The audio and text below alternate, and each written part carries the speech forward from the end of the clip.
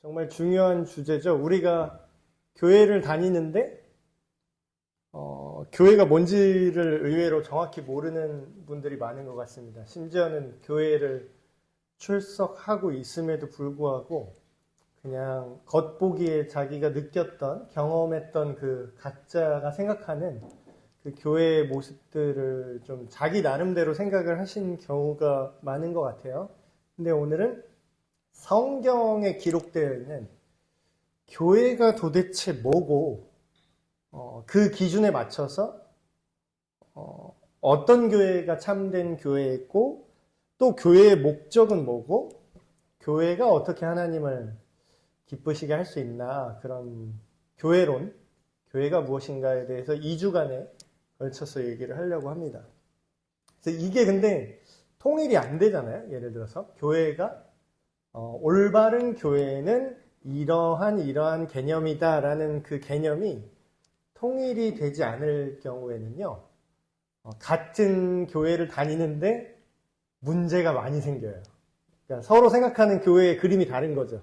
어떤 사람은 아까 설교 시간에도 잠깐 얘기한 것처럼 교회가 뭔가 행정적으로, 물질적으로 서비스를 제공하는 풍요로운 어떤 종교 서비스 제공하는 업체, 이런 느낌으로 이제 생각하시는 분들은 그 기준에 맞춰서 교회를 평가하고 생각을 하시기 때문에 교회에서 어떤 정책을 이제 할 때 그거를 이제 받아들이기 힘들어지는 부분이 있는 거죠.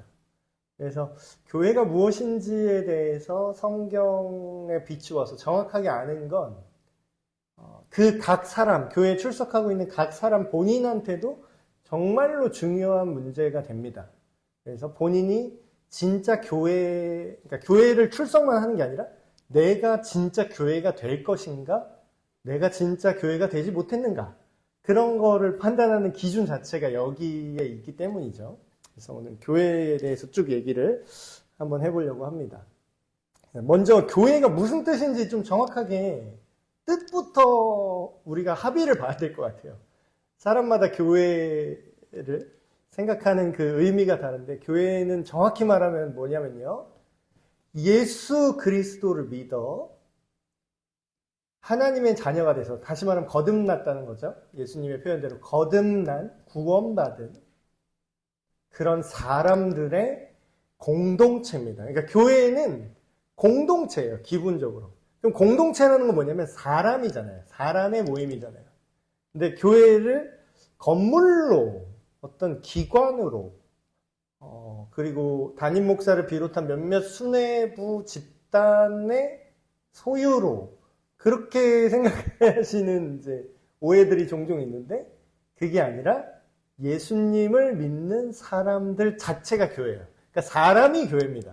건물이 교회가 아니라 사람이 교회예요. 그리고 여기서 정확하게 굳이 퀴즈를 낸다면, 지금 에베네셀 교회 이렇게 지금 우리가 이렇게 함께 있는데, 여기서 정확히 교회를 고르시오 하면은, 이제 잘 모르시는 분들은 이런 건물을 고르겠죠. 야, 여기가 에베네셀 교회인데, 제대로 아는 분은 건물을 고르시오 하면은 이렇게 사람을 골라야 되는 거예요. 여기 앉아있는 사람들, 우리를.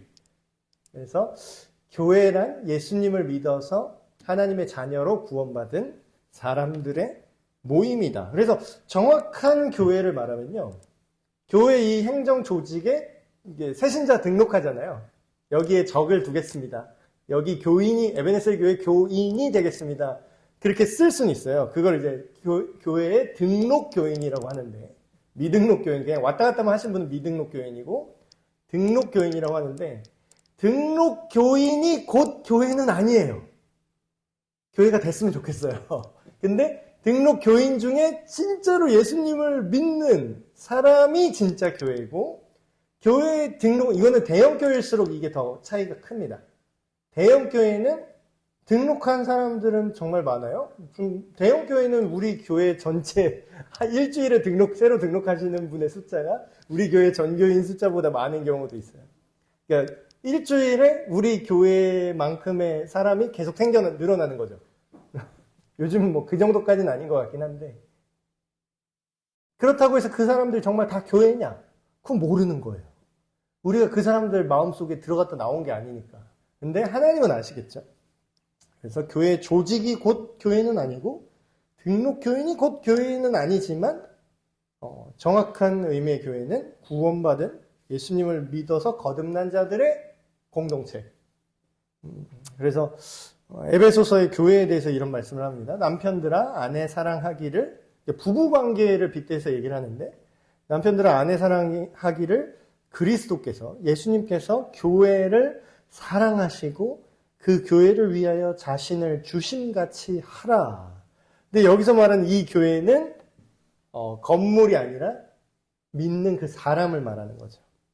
그래서 예수님의 죽으심과 부활로 인해서 새로운 생명을 얻은 사람이 교회입니다. 사람이 교회예요. 그래서 구약에서도 이 내용이 있습니다. 신약 시대만 그런 교회가 있느냐?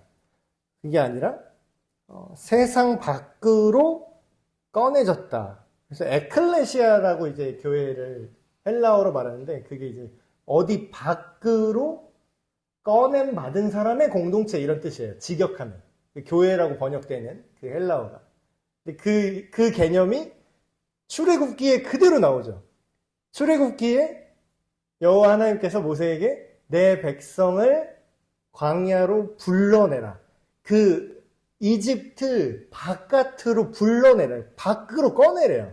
밖으로 꺼내서 그냥 꺼내기만 하는 게 아니라 뭐라고 하냐면 꺼내서 나를 섬기게 하라. 이렇게 번역은 섬긴다고 아바드라고 되어 있는데, 그게 오늘날의 예배라는 단어랑 똑같습니다.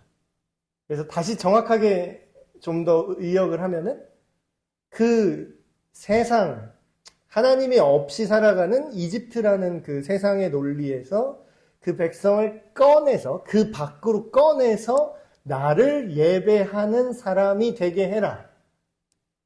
이게 뭐예요? 그게 교회의 뜻이에요. 그렇다는 건 뭐예요? 신약 시대만 교회에 있는 거 아니에요? 구약에 이미 이 교회의 개념이 이미 있었다라는 거죠. 그래서 모여있는 백성들. 근데 그냥 모여만 있는 게 아니라 예수님의 이름, 하나님의 이름을 부르고 사랑하고 그분의 뜻 안에서 살아가는 사람들. 그 백성의 모임을 이제 교회라고 합니다. 그래서 교회가 어느 날 갑자기 신약 시대만 뚝, 예수님이 내가 내 교회를 세우리니, 그래서 교회의 창시자를 예수님이라고 이제 얘기를 하잖아요, 우리가. 그 본문의 근거에서. 근데 그렇다고 해서 구약의 교회가 없었다라고 말하기는, 구약에서 하나님의 백성들과 신약의 교회의 연속성이 연결되어 있다라는 거죠. 그래서 또 중요한 거는, 이게 좀 중요한 개념인데 사람들이 의외로 잘 모르세요. 교회는요, 두 가지 모드가 있습니다. 두 가지 이제 방식으로 교회가 존재해요. 첫 번째는 보이지 않는 교회예요. 보이지 않는 교회. 교회 여기 보이잖아요. 다 길거리에 편의점 옆에 교회 있고, 여기 근처에도 교회가 엄청 많더라고요. 크고 작은 교회들이. 근데 이제 우리는 이제 눈에 보이는 교회만 생각하는데, 보이지 않는 교회는요, 아까 교회의 정의를 정확히 말씀드렸죠. 예수님을 믿는 사람의 모임이 교회잖아요. 그러면 그 진짜 교회는 시대를 초월해서 존재합니다. 왜냐하면 교회가 문을 닫았다고 끝나는 게 아니에요. 교회는, 건물은 문을 닫죠. 건물은 문을 닫는데 그 사람이 있잖아요. 그런 거예요. 근데 우리는 눈에는 살아있는 사람만 보이잖아요. 근데 성경적인 세계관에 근거하면 사람이 죽으면 없어지나요? 원귀가 되나? 잘못된 세계관인데, 성경은 사람이 생명이 다해서 죽어도 하나님 나라에서, 특히 진짜 교회는, 정말 예수님을 믿는 사람은 영원한 하나님 나라에서 영원히 살아있다고 말합니다. 그래서 예수님도 그런 얘기를 해요. 아브라함의 후손 어쩌고 막 이렇게 얘기하니까 사람들은 아브라함이 죽은 걸로, 이제 죽은 자기 조상으로 생각하고 얘기를 하는데, 예수님은 얘기를 할 때 마치 아브라함이 살아있는 사람처럼 얘기를 해요. 죽었잖아요. 아브라함 우리 조상이잖아요. 옛날 사람이잖아요. 죽었잖아요. 그런데 예수님은 내가 아브라함보다 먼저 있었다라고 얘기를 하면서, 어찌 산자, 죽은 자와 산자의 개념을 완전 일반 사람들이 생각하는 완전 다르게 생각을 하십니다. 그 얘기는 뭐냐면, 우리가 멀리까지 갈 것도 없어요. 우리 주변에 예수님 믿다가 돌아가신 분들 있죠. 그 사람이 죽어서 우리 눈에서는 없어졌지만 그 사람이 진짜로 죽은 게 아니라는 거예요. 예수님을 믿었을 경우에는. 그럼 뭐예요? 우리 눈엔 안 보이지만 하나님 나라에서 여전히 뭐로 존재한다? 교회로 존재해요. 교회로 살아있어요. 그걸 뭐라 그러면 우주적 교회라고 합니다. 우주적 교회. 왜 우주적 교회일까요? 사람이 죽으면은 국경이 있어요? 여권 심사를 해요? 아니에요. 다 통합됩니다. 다 하나님의 자녀로, 한 하나님의 가정으로, 전 우주에, 다른 행성의 사람이 있지는 모르겠지만, 전 지구적으로, 그 사람은 그냥 교회인 거예요. 그럼 뭐예요? 우리 눈에 안 보이지만, 우주적으로 존재하는 역대 믿었던 하나님의 모든 자녀들. 그거는 공동체로 이미 존재하고 있어요. 우리 눈에 안 보이지. 최근에 돌아가신 이제 성도님들도 결국 뭐예요? 그 교회로 합류하신 거예요, 지금. 그럼 뭐예요? 눈에 보이지 않는 교회는 살아있으나 죽었으나 예수님을 믿는 사람들이 있다라는 거죠. 그래서 예를 들면 이제 북한 지역에 교회가 있냐 없냐, 선교학적으로 좀 논쟁이 있는데, 정확히 신학적으로만 말하면, 교회 건물에 모여서 가짜 교회 보여주기식 그런 선전교회 말고, 진짜 이런 교회 모임이 있으면 다 핍박받아서 다 죽여버리잖아요. 다 수용소 끌려가고. 그래서, 보이는 교회 개념으로 생각하면 북한 지역에는 교회가 거의 없습니다. 거의 없다고 보면 돼요. 근데 과연 교회가 진짜 없느냐? 교회는 건물이라고 생각하면 교회가 없겠죠. 근데 교회가 뭐라고요? 예수님을 믿고 새 생명을 얻은 사람들. 그러면 북한은 교회가 있어요. 그 개념으로 생각하면. 집에서 몰래 성경 읽고 성경 숨겨놓고 신앙생활하는 그 몇몇 사람들이 교회로 존재하는 겁니다. 그래서 이거를 비가시적인 교회라고 하고, 가시적인 교회가 그럼 중요하지 않느냐? 눈에 보이는 교회는 가짜냐? 그게 아니라 진짜죠. 우리가 지금 여기 있는 에베네셀 교회예요. 눈에 보이는 우리의 모임. 그걸 지역교회라고 합니다. 지역에 실제로 물리적으로 존재하는 교회들. 같은 시대에 살고 있죠. 근데 이제 문제가 뭐냐면, 눈에 보이는 교회는 문제가 많을 수밖에 없습니다. 그러니까 구조적으로 당연히 문제가 생길 수밖에 없어요. 마치 이런 거죠. 내가 새 빗자루를 샀어요. 청소 도구죠. 새로운 빗자루를 샀어요. 새 거니까 어때요? 깨끗하죠. 그러면 이 새 빗자루를 내가 사면서 앞으로 이 빗자루가 계속 깨끗하고 깔끔하고 반짝반짝 빛나길 바라는 게 정상입니까? 아니죠. 그 용도가 뭐예요? 그 빗자루는? 더러운 거 쓰는 게 용도예요. 그러면 빗자루한테 왜 더러워졌냐고 승질을 내면 돼요, 안 돼요? 그게 빗자루의 본질이에요. 그냥 지역교회를 봅시다. 이 땅에 교회가 썩었네, 타락했네, 어쩌고 욕먹는 부분들 있죠. 그게 잘했다는 뜻은 아닙니다. 그게 정상이라는 뜻은 아니에요. 비정상 맞아요. 근데 그럴 수밖에 없어요. 왜냐하면 우리 눈에 보이는 교회는요, 예수님을 안 믿는 사람도 들어올 수 있기 때문입니다. 자, 성경적 기준으로 보면 예수님 믿는 사람이 고쳐져요. 진짜로 예수님을 믿는 사람이 성령의 세례를 받고 성령님께서 마음을 진짜 양심을 치셔서 점점점 전보다 조금씩이라 할지라도 점점 더 예수님을 닮아 갈 수밖에 없거든요. 이거는 이제 하나님이 그렇게 약속을 하신 거고 실제로 그 능력이 나타나요. 왜냐하면 그 능력이 내 기량에 있는 게 아니에요. 그래서 은혜라고 합니다. 우리가 복음을 말할 때 네가 실력이 좋아서 너는 십계명을 잘 지키는구나. 그건 복음이 아니에요. 복음은 우리가 예수님의 전적인 그 도우심에 항복하고 예수님이 성령님을 우리 안에 보내주셔서 우리가 그렇게 살 수 있게 해주신다는 거예요. 그러니까 손을 들고 거기에 맡기면 내 기량과 내 능력으로 하는 게 아니라 하나님의 기량과 하나님의 능력으로 그렇게 점진적으로 나를 빚어 가시는 거예요. 근데 그 과정이 시작된 사람들은 점점점 좋아질 수밖에 없어요. 교회 안에서만 잘하는 사람은 가짜입니다. 진짜는 밖에 사회에서도 안 믿는 사람한테조차 도움이 돼요. 그 사람이 회사 생활을 하면은 설렁설렁하고 막 횡령하고 이래요? 아니요. 하나님이 거짓이 없고 모든 일을 할 때 성경은 뭐라고 가르치죠? 너의 주 하나님께 하듯 하라 그래요. 그러면 뭐예요?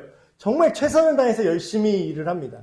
그러니까 잘못된 그 모델은 신앙이 좋은 사람은 회사에서 근무 시간에 몰래 성경책을 읽는 사람이 신앙이 좋은 사람인 줄 알았어요, 옛날에는. 근데 정확히 성경적으로 말하면 어떻게 해요? 근무 시간에 성경 읽으시면 안 되지. 근무 시간 일을 하셔야지. 주님께 하듯 하라라고 하잖아요. 그럼 회사에서 나한테 요구하는 건 뭐예요? 그 주인과 종 개념은 아니지만 옛날 고대 기준으로 하면 주인이 나한테 그 시간에 요구하는 건 뭐예요? 일을 성실하게 하는 거야. 그럼 뭐예요? 하나님이 이제 나의 주인이 됐다고 믿는 사람이 그리스도인 아닙니까? 그럼 뭐예요? 모든 일을 할 때 하나님께 하듯 철저하고 성실하게 합니다. 그럼 뭐예요?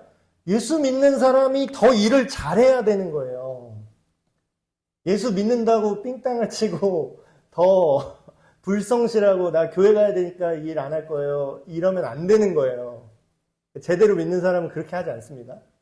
그래서 그런 것처럼 근데 문제는 애매한 사람들, 이상한 사람들이 지역 교회에는 구조적으로 섞일 수밖에 없는 구조입니다. 여기는 완벽한 영원한 보이지 않는 교회, 우주적 교회가 될 수도 없어요. 그게 성경에 써 있습니다. 그래서 양과 염소가 함께 섞여 있고 알곡과 가라지가 이 땅에 있는 지역 교회에는 있을 수밖에 없다. 그런 얘기를 하신 거죠. 그래서 눈에 보이는 교회는 사실상의 불신자. 이건 다 포함입니다. 직분자도 마찬가지예요. 직분 받았다, 나 세례 받았다. 아니, 맘먹고 그냥 네네네 하면 다 받아요. 자기 속으로 안 믿어도 그냥 문답할 때 믿습니까? 네, 네, 네 하면은 거기다가 어떤 장로님이 세례자 문답하는데 안 믿는 것 같은데? 이렇게 어떻게 말을 해? 거기다 자기가 믿는다는데. 그럼 가짜 같은데? 세례 문답 이거 통과 못 하시겠는데요? 그러면 이제 그 장로님을 또 이제 불려가서 담임 목사한테 혼나지. 왜 괜히 사람 믿는다는데 그냥 믿는다잖아요. 그냥 세례 문답 통과시키지 그걸 또 빠꾸로 시키면 어떻게 그 시험 들어서 어떻게.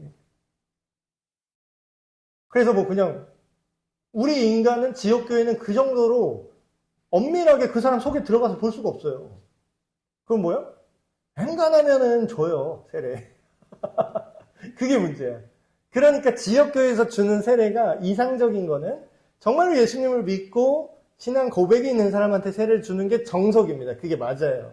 근데 꼭 그 정석 아니라 약간 이렇게 줄 타는 사람들이 꼭 있잖아요, 이 세상에는. 그러니까 어떻게든 이번에 나는 세례를 받아야 되는 거야. 그러니까 막 싸바싸바를 한다거나 막 네네네 하거나 막 뇌물을 준다거나 그래서 어떻게든 세례 받고 직분까지 받는 사람이 나올 수밖에 없어요. 뭐는 보이는 교회는. 그럼 뭐예요? 그런 사람들이 꼭 사고를 쳐요. 왜냐면 진짜가 아니기 때문에. 그럼 뭐예요? 밖에서 볼 때는 못해요. 아, 교회가 썩었다. 이 말 나오는 거예요. 그 사람들 때문에. 근데 그게 뭐예요? 그 빗자루가 더럽다. 이거랑 똑같은 거예요. 그럴 수밖에 없어. 근데 그거를 우리가 최대한, 말씀대로 하려고 교회 전체의 분위기가 정말 성경적이고 정말 복음적으로 이렇게 끌고 가면 주도 세력이 복음적일 경우 그런 몇몇의 애매한 사람들은 이제 자기 목소리를 키울 수가 없어요. 그러면 이제 전반적으로 좋은 지역교회가 돼서 가는 건데 만약에 그런 애매한 사람들이 진짜로 복음의 능력을 경험하고 정말 신앙 고백이 있지 않은 사람들이 교회 안에서 주요 자리를 차지하게 될 경우 그럴 때는 주 세력이 어떻게 해요? 교회가 뭔지를 모르는 사람한테 교회를 맡기는 꼴이 되는 거예요. 그러면 이상한 자기 좋은 대로 잡음이 막 생기는 거죠. 그래서 실제로 전에 있던 이제 그 선교회에서는 그런 이상한 세력이 교회 안에 주도권을 잡아서 교회 재산을 원래 용도가 아닌 자기 사유재산으로 팔아 넘기려고 이제 시도를 하다가 이제 걸려가지고 재판 막 3심까지 가갖고 겨우겨우 물리치고 재판 비용이 5천 몇백만 원이 들었어요. 그거 잡으려고. 그러니까 그런 것처럼 보이는 교회는 문제가 생길 수도 있다. 그렇지만 놀라지 마시라. 그런 얘기를 했고요. 교회는 또 뭐냐면 지역적인데 동시에 보편적이에요. 이게 무슨 뜻이냐면 지역이라는 거를 특수성이라는 표현으로 바꿔도 될 것 같습니다. 각 지역마다 좀 다른 문화가 있죠. 우린 이 조그만 대한민국 안에서도 뭐 저 밑에 지방 다르고 중간 지방 다르고 충청도 분들은 말을 되게 심하게 돌려서 하더라고요. 그런 것처럼 그 지역의 특성이 다 다릅니다. 근데 그러면서도 교회는 다 통일되는 하나가 있어요. 그래서 교회라는 건 뭐냐면요. 어떠한 차별이나 우리가 계급이나 등급 같은 게 존재하지 않습니다. 그러니까 요게 근데 현대에 좀 많이 깨져서 우리나라가 기독교가 들어오기 전에 뭐 먼저 유교 사회였잖아요. 근데 유교 문화는 뭐냐면 줄을 세우는 문화거든요. 그러니까 위아래를 빨리 터야 돼. 그래서 우리나라 사람들 막 떡하면 나이 물어보잖아요. 옛날에. 야, 너 몇 살이야? 막 이러잖아요. 옛날 분들. 요즘 이게 많이 몇 살이면 어쩌라고요. 내가 당신보다 나이가 어리고 많고가 중요한 게 아니라 이 일이 옳은가 그른가가 중요한 거지. 근데 유교는 그런 식으로 생각을 안 해요. 유교의 세계관은 나이가 많은 게 정이거든. 나이가 많은 사람은 더 지혜롭다고 그냥 확정 지어버려. 그래서 이제 그런 배경에서 교회가 이제 우리나라에 들어오고 기독교가 유교를 지우고 기독교 자체적으로 뿌리를 내렸어야 되는데 유교 문화 위에 기독교를 올리는 경우가 종종 있습니다. 교회들 안에. 그런 경우 뭐가 문제가 생기냐면 보편성을 잃어버리고 계급적 특징을 이제 만들어내요. 예를 들면 안수 집사랑은 장로가 같이 말을 섞을 수가 없어. 뭐 이런 이상한 장로님들 계세요.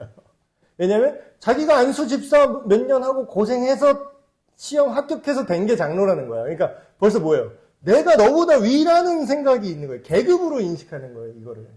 근데 이제 성경은 이게 계급이 아니라 그냥 직무입니다. 직무. 그러니까 예를 들면은 신두한 담임 목사잖아요. 근데 이거를 계급으로 생각하면은 얼마 전에 제 옛날 친구를 만났는데 저한테 이제 목사가 됐구나 막 이러면서 그 친구는 안 믿는 친구예요. 저한테 뭐라 그러면 교회가 네 거야 그러면? 여기가 네 거야? 막 이래요. 그러니까 설명을 못하니까 얘는 사장이라고 생각을 하는 거야. 그래서 제가 뭐라고 했냐면 아니 이게 여기는 그런 식으로 돌아가는 데가 아니라 여기는 내가 대표로 명의가 돼 있긴 한데 이게 내 거는 아니야. 그런 개념을 이렇게 설명을 해줬거든요. 그러니까 저도 예를 들면 이런 거죠. 담임 목사 신두한 형제. 이게 사실 더 신학적으로 정확한 표현이죠. 우리는 예수님 믿는 사람은요, 계급이 없어요. 다 가족이야. 형제 자매예요. 그리고 다 성도입니다. 거룩한 하나님의 백성이에요. 근데 그 백성 중에서 역할이 담임 목사 역할을 하는 거예요. 그러니까 회사에 직함 있죠. 요새는 그 옛날에 과장 대리 때 위계로 있었잖아요. 위아래 수직적이었는데 요새는 그렇게 안 하고 무슨 팀장이라고 그러죠. 그럼 팀장은 뭐예요? 그 팀의 일을 하기 위해서 특별히 세운 직책이지 이 팀장은 자기 팀 안에서만 장이지 다른 데는 영향이 없다라는 거예요. 그런 것처럼 교회의 보편성은요. 우리가 누구 위에 있고 아니면 특정 인종이나 특정 성별이나 뭐 이런 것들 특정 직책이나 이게 군림한다 이게 아닌 거예요. 근데 또 어떤 분은 차별이나 어떤 그런 게 없어야 되는데 그럼 교회는 다 똑같아야 된다. 차별 없이 다 똑같아야 돼. 이런 이제 생각을 하시다가 이런 얘기를 들었습니다. 어떤 교회가 있는데 그 교회는 연예인 교회예요. 예를 들어서 연예인들만 다니는 교회예요. 근데 그걸 보고서 어떤 분이 야 교회는 보편적이어야지 지들 연예인이면 연예인이지 연예인이라고 지들끼리만 교회 만들고 그건 되겠어? 그 보편적이지 않아? 이런 분이 있어요. 근데 그건요 보편적이지 않은 게 아니라요 특수한 교회도 있습니다. 특수성을 또 인정을 해야 돼요. 자, 연예인 교회가 일반인은 뭐 저급하니까 우리랑 격이 안 맞으니까 함께 예배를 드릴 수가 없어요. 이렇게 만든 교회가 연예인 교회가 아니라요. 본인들이 너무 유명하시잖아요. 그러니까 같이 그냥 일반 교회를 이분이 가요. 예를 들어서 지금 뭐 배우 유명한 사람 어쨌든 뭐 TV 틀면 나오는 예를 들어 아이유 씨라고 하겠습니다. 그 사람이 크리스찬인지 아닌지 모르겠는데 아이유 씨가 문 열고 오늘 에베네스 교회 예배 드리러 11시에 와서 여기 앉아요. 그럼 다음 주 되잖아요. 여기 예배 못 드려요. 예, 아이유 씨가 좋은 마음으로 에베네스 교회에서 예배를 드리려고 왔는데 본인의 의지와는 상관없이 그 다음 주부터 여기는 에베네스 교회가 아니라요. 아이유 보려고 사람들이 미어터져요. 그러면 예배가 됩니까? 아니면 아이유 우상숭배 전이 됩니까? 안 되죠? 그러니까 근데 그 연예인 잘못이 아니에요, 이게. 그게 아이유 씨 잘못이 아니라고. 그럼 뭐예요? 본인들도 예배를 드리고 싶은 거야. 그러려면 어떻게 돼요? 누가 나를 연예인처럼 우와 아이유다, 우와 아이유다 이렇게 하는 데서는 예배를 못 드리니까 직장 동료구나. 안녕하세요. 유재석 씨, 안녕하세요. 조혜련 씨. 어차피 자기들 다 연예인이니까 신경 안 쓰는 사람의 공동체로 예배를 드릴 수밖에 없는 거예요. 그건 뭐예요? 그거는 보편적이지 않은 게 아니라 지역적이고 특수성이 있는 교회인 거죠. 교회의 목적이 뭐예요? 하나님을 사랑하고 예수님을 믿어서 구원받고 예배드리는 공동체잖아요. 근데 본인의 직업이 특수하기 때문에 예배를 못 드려. 보편적인 교회가 나를 담을 수가 없어. 그럴 땐 어떻게 돼요? 그럼 연예인 교회 만들어야 되는 거예요. 그래서 그거를 우리가 함부로 정죄를 하면 안 됩니다. 그래서 교회는 보편적인 동시에 특수할 수 있다. 이거를 우리가 이해를 해야 되는 거죠. 교회에 대해서, 교회가 정말 중요해서 성경에 교회에 대해서 여러 가지 모습으로 은유를 해놓은 곳이 많습니다. 몇 가지 이렇게 말씀드리면, 첫 번째, 교회의 특징은 뭐냐면, 가족이에요, 가족. 근데 요즘 좀 사회가, 우리나라 사회가, 아니면 뭐 전 세계적으로도 가정이 되게 많이 파괴가 되고 있는 것 같아요. 가정을 별로 소중하게 생각하지가 않아요. 근데 성경은 인간한테는요, 시작부터 가정이 필요합니다. 가정이 없으면 인간을 만들 수가 없어요. 그러니까 올바른 멀쩡한 인간을 만들고 싶다. 그럼 어디부터 시작을 해야 돼요? 가정부터 시작을 해야 돼요. 그 가정의 첫 시작은 뭐죠? 두 남녀가 부부가 되는 결혼하는 것부터 시작이에요. 결혼을 해야 그 안에서 아이를 낳고 그 아이와 부모와 자녀라는 또 가정 구성원이 또 생겨나죠. 그래서 가정은 인간을 구성하는 가장 기본적인 시스템입니다. 근데 이거를 없어도 괜찮아. 이렇게 생각을 해요. 그래서 어떻게 되죠? 그래서 지금 인구가 줄어들고 있어요. 혼자 살아도 괜찮아. 괜찮지. 자기 때까지만 괜찮지. 그 미래는 없는 거예요, 이제. 가정을 새로 만들 수가 없는 거예요. 사람이 만들어지지 않는 거죠. 근데 성경은 교회를 가정이라고 말합니다. 자, 가정은 뭐예요? 생명을 낳을 수 있을 뿐만 아니라 그 생명을 잘 키울 수 있는 공동체예요. 그러니까 교회는 뭐예요? 예수님을 전해서, 복음을 전해서 이 사람이 하나님의 자녀로 새로 거듭나, 다시 태어날 수 있게 하는, 말 그대로 사람을 낳는 거죠. 생명을 낳는 거예요. 복음을 전해서 새로운 생명이 태어나게 하는 그런 기관이 어디냐? 네, 교회가 그 역할을 해야 된다는 거죠. 그리고 태어나고 뭐 나몰라라가 아니라 태어났으면 어떻게 돼요? 키워야 될 거잖아요. 어떻게 키우죠? 내가 너에게 분부한 모든 것을 가르쳐서 지키게 해라. 그거를 교회가 가족과 같이 그 역할을 감당할 수 있다는 거죠. 그래서 많은 성경에서 가족 관계로 하나님과 우리의 관계를 설명합니다. 너희에게 아버지가 되고 너희는 내게 자녀가 될 것이다. 두 번째는 남편과 아내 관계예요. 이게 성경에 보면 정말 많이 나오는 게 이게 구약에도 나옵니다. 구약의 호세아서를 보시면 호세아 선지자의 삶을 그냥 다 기록을 해놨어요. 그 책에. 근데 하나님이 호세아 선지자한테 명령을 해요. 뭘 명령을 하냐면 너는 가서 요새 말로 하면 이런 거죠. 그 몸 파는 여자한테 장가를 들어라 그러는 거예요. 그냥 그 음란하고 몸 파는 여자한테 가서 그 여자를 돈 주고 사오래요. 옛날에도 그런 관리하는 막 사람을 이렇게 부리는 포주 같은 사람이 있었을 거잖아요. 그 사람한테 돈을 주고 그 부정한 여자를 사오래요. 대가를 지불하래요. 그래서 돈을 주고 그 여자를 사왔어요. 그래서 그 여자랑 결혼해서 애 낳고 잘 살래요. 그게 호세아 선지자한테 시킨 거예요, 하나님이. 그럼 이거는 하나님이 시키니까 하는데 얼마나 고통스럽겠어. 근데 이 여자가 정상적인 생각을 안 해. 정상적인 생각을 안 하고 또 도망가서 바람을 피는 거야. 자기를 돈 주고 거기서 창녀생활 이제 그만하고 이제 내가 너의 남편이고 넌 나의 아내야. 이제 나랑 사랑하면서 정상적으로 살자. 행복하게 선하게 살자. 자기를 그렇게 파괴하지 말고 선하게 살자 해서 데리고 왔더니 얘가 또 도망가서 바람 피네. 도망가서 막 딴 남자애 배 가지고 오네. 그게 성경에 나와요. 그게 호세아서예요. 그 내용이. 지금 이렇게 얘기하니까 되게 19금 책이 됐는데. 근데 그거를 뭐라 그러냐면 호세아의 인생을 통해서 하나님의 심정을 그 당시 이스라엘 사람들한테 보여주는 거예요. 너희가 나를 떠나서 다른 신을 사랑하는구나. 너희가 나를 떠나서 간음하고 있구나. 그 얘기를 계속해요.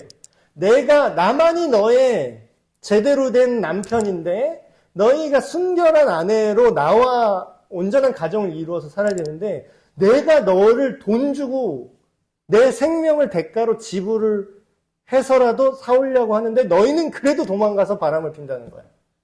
그걸 부부관계로 하나님의 깨어진 심정을 우리한테 알려주는 거죠. 호세아 선지자 때부터. 그래서 그게 신약시대에서 어디까지 확장이 됐냐?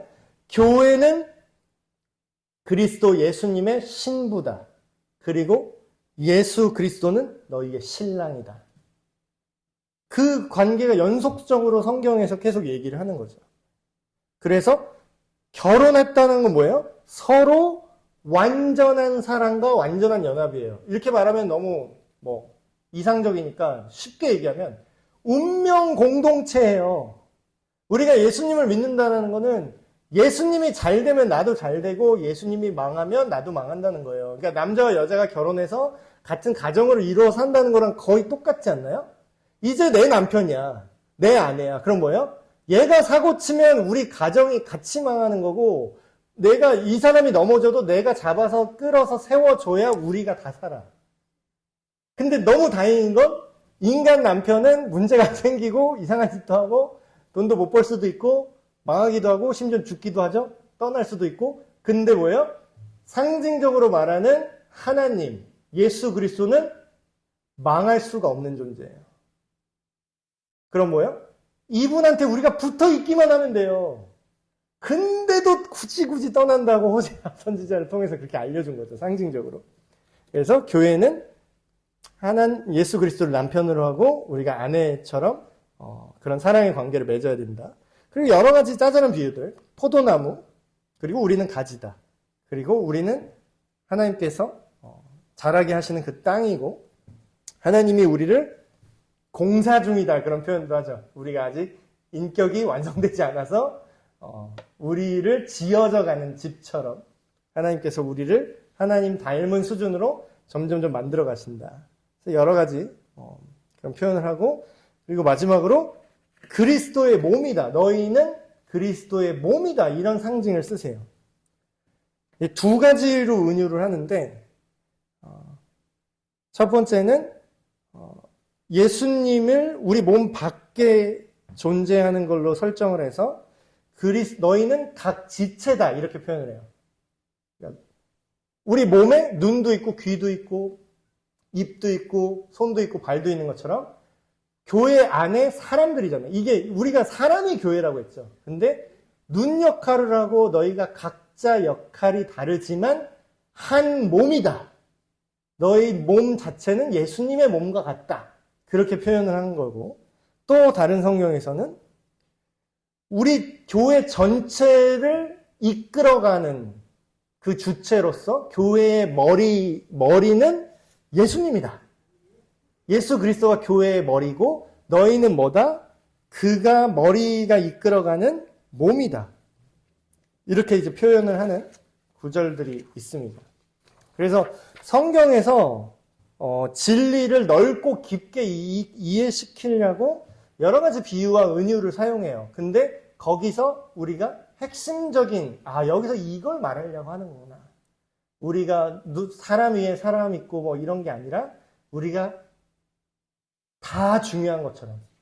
눈은 중요한데 새끼손가락은 뭐 쓸모가 없나요? 그거 아니잖아요. 다 쓸모가 있고 우리 안에 하는 일이 다르고 직책이 다르지만 누가 누구를 막 찍어 누르거나 괴롭히거나 그럴 수 없다라는 거를 상징적으로 가르쳐 주신 거죠.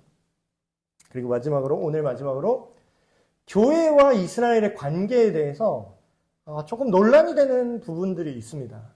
그래서 요거를 특히 또 이제 지금 또 전쟁이 일어나고 막 그랬잖아요. 이스라엘에.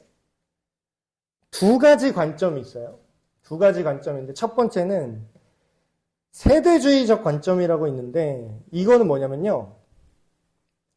교회를 하나님께서 이제 당신의 백성들, 우리 사람들을 구원하시는데 이거를 투트랙으로 병렬적으로 이해하는 방식입니다. 이 세대주의적 관점으로 성경을 읽으면 어떻게 되냐면 교회는 신약시대 이후의 교회가 따로 구원받고요. 이스라엘 백성들은 이스라엘대로 따로 또 구원하신다라는 이런 이제 해석을 갖고 있는 거죠. 그래서 성경에 보면은 계시록이나 이런데 신약에 보면은 새 예루살렘을 내가 다시 세울 것이고 그때 안식일을 다 회복될 것이며 그 절기가 회복될 것이며 이런 식의 이제 예언이 나와요. 근데 이거를 정말 글자 그대로 해석을 하는 거예요. 뭐야? 그러면 마지막 때 예수님 다시 오시고 정말로 구원이 이루어질 때는 이스라엘 출신 사람들은 그러면 자기네 원래 했던 대로 그 안식일 절기 다시 회복한다는 얘기인가? 그렇게 이제 이해를 하는 거죠. 근데 이제 여러 가지 좀 세대주의도 막 종류가 조금씩 다른 게 여러 가지가 있는데 그 모든 종류의 세대주의 해석이 갖는 좀 공통적인 문제점이 있습니다. 그게 뭐냐면 혈통적인 유대인들이 자기 혈통을 근거로 해서 구원받는다는 해석이에요. 근데 이거는 성경이 앞뒤가 안 맞지 않습니까? 그러려면은 사도 바울도 유대인 출신이죠. 근데 사도 바울이 유대인이 말세 때에 다시 하나님의 택정한 유대의 특정 혈족은 하나님께서 유대인이라는 이유만으로 구원시키실 거다. 이렇게 말을 했었어야 되잖아요. 근데 절대로 그렇게 말을 한 적이 없고 오직 예수 그리스도 안에만 구원이 있다. 그렇게 얘기를 했잖아요. 그러면 우리가 지금 사도 바울보다 구약 신약을 잘할까요? 사도 바울이 그 옛날 정통 가말리엘 문파에서 율법을 정석으로 배웠었는데 그 사람이 율법을 이해하는 게 더 정확할까요? 현대의 학자가 율법을 해석하는 게 더 정확할까요? 근데 그 당시에 정말 율법에 정통했던 사도 바울이 말세 때에 교회 따로 구원하고 이스라엘 민족은 따로 구원할 거야. 절대로 이런 얘기를 하지 않는다라는 거예요. 그래서 저는 개인적으로 같은 기독교 목사님 중에서도 세대주의 해석을 하는 분들이 꽤 있습니다. 그래서 말세 때에 문자적으로 기록된 대로 유대인의 절기를 다시 예수님께서 재림하시면 회복할 것이다. 진짜로 이렇게 믿는 분들도 있어요. 그래서 이런 분들은 또 기존 교회를 좀 어떻게 비판을 하냐면 니네 그건 대체 신학이다. 원래 이스라엘 구원 따로 있고 교회 구원 따로 있는데 교회가 이스라엘을 대체했다고 그렇게 잘못 가르치고 있다. 뭐 이렇게 얘기하시는 분들이 있어요. 그래서 이런 분들이 좋아하시는 게 이스라엘을 되게 좋아하세요. 이분들은. 그러니까 이스라엘을 무조건 싫어해야 되는 것도 아니지만 필요 이상으로 이스라엘을 되게 좋아하세요. 왜냐하면 그럴 수밖에 없지. 이렇게 성경을 해석을 하면 이스라엘 민족 혈통 자체가 되게 중요한 거예요. 이 혈통 때문에 이 혈통에게 하신 여호와 하나님의 약속이 있기 때문에 이걸 말세 때 무조건 이루실 거라는 거지. 근데 사도 바울은 혈통 때문에 구원하는 게 아니라 그 혈통으로 예수 그리스도가 오셨기 때문에 사실상 예수 그리스도를 믿는 복을 먼저 유대인한테 주셨다라는 거를 그렇게 얘기를 하는 거고. 그래서 그런 세대주의적으로 이스라엘의 구원을 보시는 분들은 지금 무조건 정치적으로 경제적으로 무조건 이스라엘 편을 들어요. 이분들은. 무조건 이스라엘이 오라. 왜냐하면 그분은 하나님이 선택한 민족이니까. 근데 그 같은 논리로 구약 성경을 봐도 그 말이 틀렸다는 건 우리 알 수 있죠. 우리는 선택받은 민족이에요. 내 조상이 아브라함입니다. 이 법궤가 우리한테 있어요. 근데 그 당시에도 하나님은 어떻게 했어요? 어쩌라고 하면서 네가 혈통이 이스라엘이 아니라 네가 여호와를 나를 알고 내 법을 사랑하고 나와 관계가 있어야 너희가 구원받는 거야. 그 구약 시대부터 혈통빨로 뭐 전통빨로 그렇게 밀었던 애들 그때부터 얻어맞았잖아요. 근데 이제 와서 그게 해묵은 얘기가 또 모양만 바꿔서 또 와. 근데 이제 저는 개인적으로 이런 세대주의적인 계시록이나 성경 해석이 되게 좀 우리의 구원론과 올바른 교회론을 되게 흔들 수 있다고 봐요. 이렇게 해석을 하면은 이스라엘은 교회랑 따로 별도로 구원을 받는 존재인 거예요. 그럼 뭐예요? 자칫 잘못하면은 새로운 신율법주의가 생깁니다. 절기를 회복해야 되니까. 근데 저는 뭐 100번 양보해서 그럼 유대인은 그렇게 생각할 수 있다고 쳐요. 왜냐면 본인들 역사니까. 근데 저는 되게 선 넘었다고 생각하는 게 아니 한국 사람인데 왜 이스라엘 절기를 지금 지켜야 되는 거야? 아니 왜? 그러면서 그게 다 약속이 있대. 또 네가 구약을 몰라서 그런데 너는 대체 신학 목사라서 그건 몰라서 이게 예슈아가 어쩌고 뭐 꼭 예수님이라고 안 그러고 예슈아라 그래요. 또 유대인식으로 또 부르더라고. 난 그게 무슨 상관인가 싶어 나는. 그래서 그건 또 새로운 종류의 좀 이상한 곁가지가 하나 생겼구나 이런 느낌을 받고. 근데 두 번째는 언약주의 관점입니다. 이게 사실 전통적인 이제 전체 기독교의 전통적인 해석인데 이건 뭐냐면 아까 제가 말씀드린 대로 혈통을 뛰어넘어서 교회가 되게 하신다. 그러니까 유대인 교회를 따로 만들지 않았어요. 유대인도 교회고 헬라인도 교회다. 이방인이나 유대인이나 다 예수를 믿어야 된다. 이렇게 이미 사도시대부터 그렇게 얘기가 정리가 끝났어요. 근데 왜 이제 와서 또 투트랙으로 가냐 이거죠. 그러니까 유대인도 뭐예요? 유대인도 구원받으려면 절기를 회복하는 게 아니라 절기는 상징으로 이해합니다. 하나님을 진심으로 따르고 순종했던, 지켰던 그 율법의 정신, 그걸 회복한다라는 거예요. 그럼 예수님이 와서 절기를 회복했어야지 왜 절기를 무시하는 것 같은 말과 행동을 하셨냐는 거죠. 예수님이 와서 절기를 회복하려면은 안식일에 그런 행동을 하면 안 됐었지. 근데 예수님이 절기가 중요한 게 아니라 사람을 구원하는 게 그 절기의 원래 정신이다 라고 얘기하고 그냥 막 고쳐주시고 막 그 율법 막 어기잖아요. 그런 것처럼 그런 바울의 어떤 가르침과 예수님의 실질적인 그 복음에 대한 해석 그런 걸로 봤을 때 교회와 이스라엘은 둘 다 하나님의 백성으로서 통합된다고 봐야 된다. 교회 별도 교회가 구원받는 방식은 예수님 믿고 이스라엘은 예전의 약속을 회복한다. 근데 예전의 약속의 결론이 뭐다? 예수 그리스도라고 얘기하잖아요. 그럼 결국은 교회나 이스라엘이나 똑같이 예수님을 믿는 방식으로 구원을 얻는다. 이렇게 해석하는 게 언약주의적 관점입니다. 근데 이제 문제는 그렇다고 뭐 세대주의가 이단이냐? 그럼 이단이네요. 또 어떤 사람이 이렇게 얘기해요. 근데 이게 좀 애매한 게 이분들도 예수님을 믿는다는 거예요. 똑같이 우리가 믿는 예수님의 십자가 사건과 죽음과 부활과 그걸 똑같이 믿어요. 그러니까 이분들이 세대주의적 관점을 가졌다고 해서 이단이라고 말할 수는 없습니다. 근데 조금 애매하긴 하죠. 약간 엇나간 것 같긴 한데, 그래서 이제 우리가 교회란 무엇인가, 종말의 때에 어떤 일이 일어날 것인가는 조금씩 다른 관점을 갖지만, 이걸 가지고 어느 한쪽이 이단이라고까지는 할 수가 없겠죠. 근데 이제 문제는 이런 세대주의적 구원론을 가진 분들은, 지금 예를 들어 이스라엘 팔레스타인 전쟁을 만약에 본다면, 무조건 묻지도 따지도 않고 이스라엘 편만 든다라는 거예요. 근데 우리가 상식을 갖고 생각해 보면은 그게 옛날에 구약 시대 때 막 법계 믿고 막 우상 숭배하면서 까불었던 그 이스라엘을 그럼 법계만 있으면 네가 혈통적으로 이스라엘인 거 맞으니까 그럼 여호와께서 지켜 주셨어야 돼요.